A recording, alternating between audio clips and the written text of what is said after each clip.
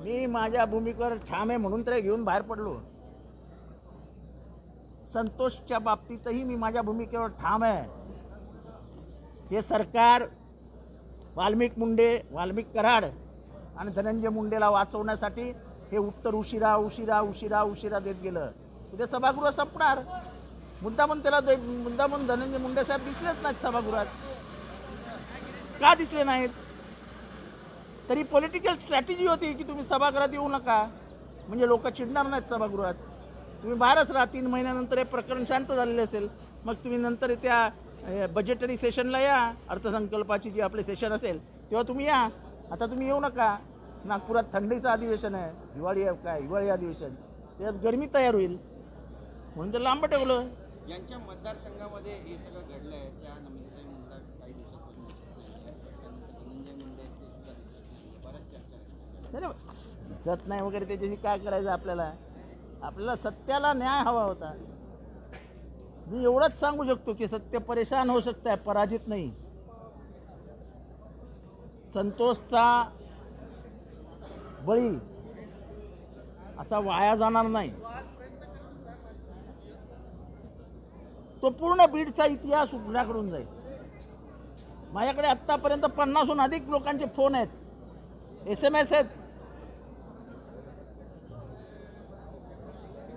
WhatsApp आहेत. आमच्यावर असा अन्याय झाला, आमच्यावर असा अन्याय झाला, माझ्या भावाला असा मर्डर झाला, माझ्या भावाचं असं झालं, असं अपहरण झालं, माझ्या बहिणीवरती असा अतिरेक झाला. लोक तर लोकांना वाचा फुटणार आहे.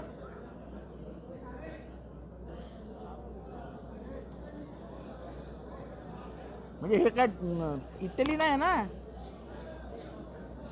की गॉडफादरमध्ये दाखवलं तसं डॉन विटो कॉर्लिओनचं साम्राज्य आहे आणि सगळंच चालतंय. तसं नाही होत. हे साम्राज्य आम्ही उद्ध्वस्त करू म्हणजे करूच.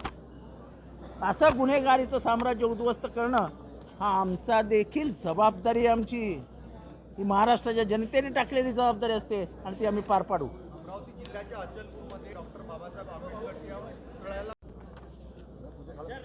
पोस्टमॉर्टम रिपोर्ट आहे तुमच्याकडे संतोष देशमुख यांचा. त्या पोस्टमॉर्टम रिपोर्टला तुम्ही काहीतरी आक्षेप घेतलेला आहे, काय तो आक्षेप? आज परभणीच्या संबंधात उत्तर अपेक्षित होतं. सूर्यवंशी यांचा मृत्यू कसा झाला याचं निवेदन सरकारकडनं अपेक्षित होतं. सरकारने काय उत्तर दिलं हेच आम्हाला समजलेलं नाही. माझ्याकडे हा पोस्टमॉर्टम रिपोर्ट जो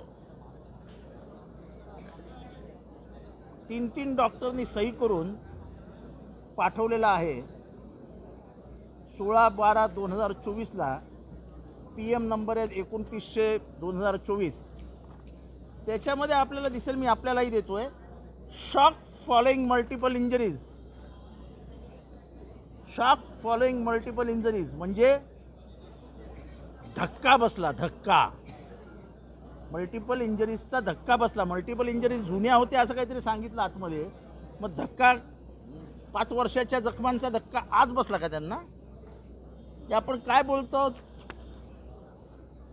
श्वासोच्छवासाचा त्रास झाला, ब्रेथलेसनेस. काय व्हिडिओ शूटिंग, काय म्हणजे क्लिपिंग, काय किती वाजता झाला, कारण का त्याला आणलं तेव्हा तो मृत होता त्या हॉस्पिटलमध्ये. ह्याच्याबद्दल काय शासनाकडनं काय अहवाल, हे खरं आहे का खोटं आहे, हे एवढं शासनाने जाहीर करावं फक्त. जर आता पोस्टमॉर्टम रिपोर्ट पण शासन खोटा काय जर उलटा फिरवून सांगणार असतील तरी अतिशय वेदनादायी बाब आहे. आणि अजूनही मी म्हणतो, क्या गरीबों की जान नहीं होती सेठ. गरीबाच्या जीवाला काही किंमतच नाही का आपल्या महाराष्ट्रात? आता त्या संतोष देशमुखला असाच फेकून दिलाय, या सूर्यवंशीलाही असाच फेकून दिलाय, कसं चालेल? सूर्यवंशीला मारहाण कोणी केली, कशी झाली, तो मेला कसा, हे प्रश्न आम्ही विचारतोय. आम्हाला उत्तरं हवी आहेत. जर तो म्हणतायत की ज्युडिशियल कस्टडीमध्ये मेला, म्हणजे पोलीस कस्टडीमध्ये नाही मेला, म्हणजे जेलमध्ये मेला, तर जेलमध्ये रात्रभर काय झालं याची माहिती द्यावी लागेल ना. अहो जेलमध्ये मेला असेल न्यायालयीन कस्टडीत तर अजून धोकादायक आहे की त्याला मारलं कोणी. आणि हे आम्ही नाही म्हणत आहे, हे शल्य चिकित्सक म्हणतायत की त्याला झालेल्या मारहाणीमुळे धक्का म्हणजे त्याला शॉक बसला आणि तो मेला. आम्ही नाही म्हणत आहे. महाराष्ट्राला इतकं खोटं सांगण्याचं काम शासनाने करू नये.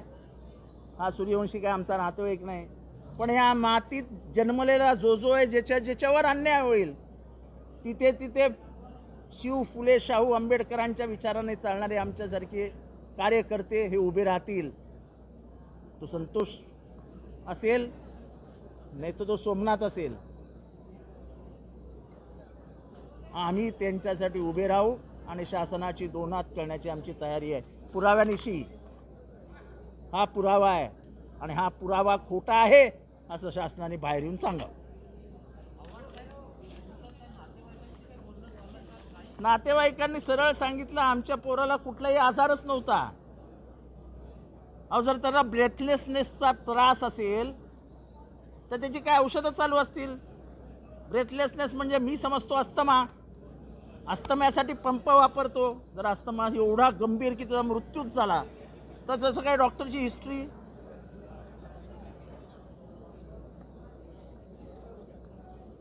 काहीच नाही. आणि असंही नाही की कालचा हे 6 दिवसापूर्वी घडलेलं प्रकरण आहे.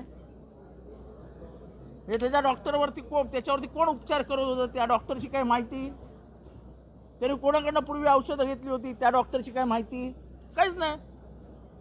म्हणाल नाही त्याला श्वासोच्छवासाचा त्रास झाला. पण तो किती वाजता झाला, त्याने किती वाजता कळवलं की मला श्वासोच्छवासाचा त्रास झाला की तो तसाच मरून पडला होता. अहो काहीतरी सांगा.